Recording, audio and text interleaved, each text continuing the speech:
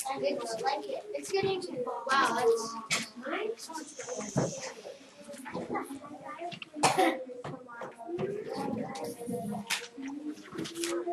Under multiplication keys,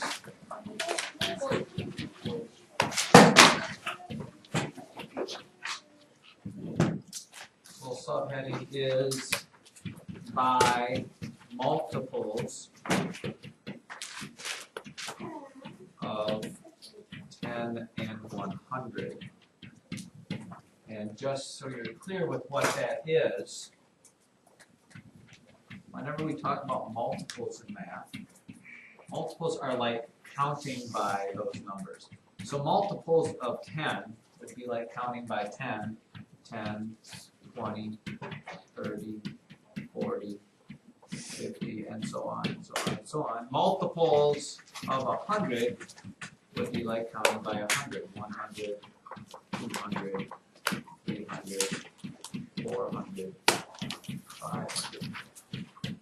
And the reason why the book puts this at this point is because if you can multiply, this is kind of like your introduction into multiplying by actually double-digit numbers and triple-digit numbers. But if you can multiply by a single-digit number, you can multiply by these because there's some easy little tricks that you can use. For example, here is a problem. 34 times 20. If you're asked to multiply that, when you multiply it, what you need to do is, first of all, make sure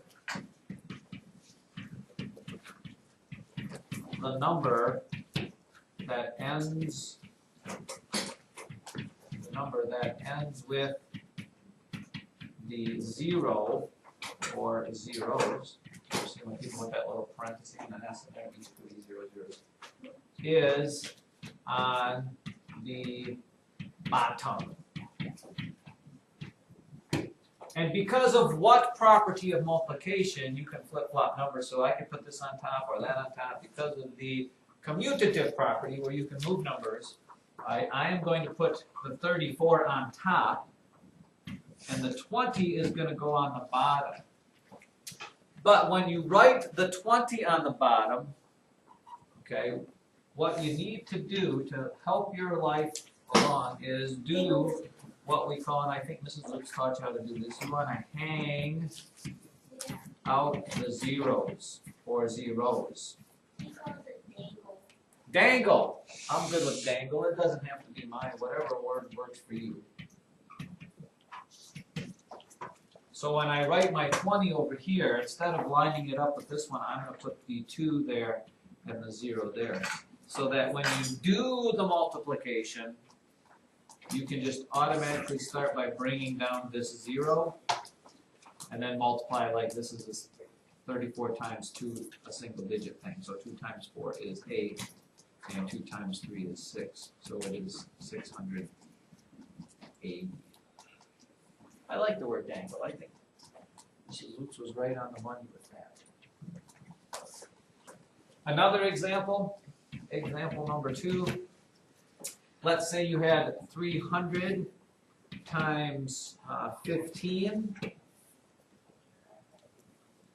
Again, the rule is when you write this out to do the multiplication, you want to put the number that has the zeros on the bottom.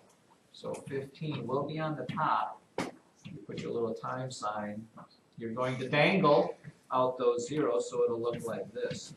However many zeros, and you can do this as many zeros as there are, they go way off to the side because you're going to just bring them straight down and then multiply by your 3. 3 times 5 is 15. Here's a 1. 3 times 1 is 4. So it's 4,500. And that really only works. You only dangle when it ends with zeros. Eventually we're going to get to the point where it ends up being, you know, lots of other ones, but dangling. How about I'll let you try this one. What about $1.43? $1.43 times 200. I'll give you a chance to do that one on your own, and we'll see if you end up with the right stuff there.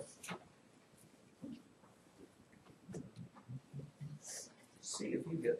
Remember, your answer should be written in dollars and cents because you are taking $1.43, multiplying it by 200. If you have $200.43 is what should we get? Is it band day today? No? No band? Yeah. Are there any band people gone? It's after. Who? Oh, band director.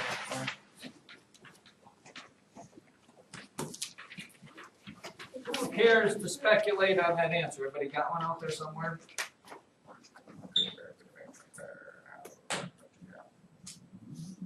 Addison, what'd you come up with? $286. Well, let's see. That sounds about right to me. It makes sense because if you take $1 times 200, you get the 200s and then 43 cents. So it would look like this: $1.43 times 200. Shoot. Bring down those two zeros. 2 times 3 is 6. 2 times 4 is 8. 2 times 1 is 2. And this is in cents, but we need to make it in dollars, so you put your decimal there and your money sign over there, $286. And that, ladies and gentlemen, now that I've added the word gang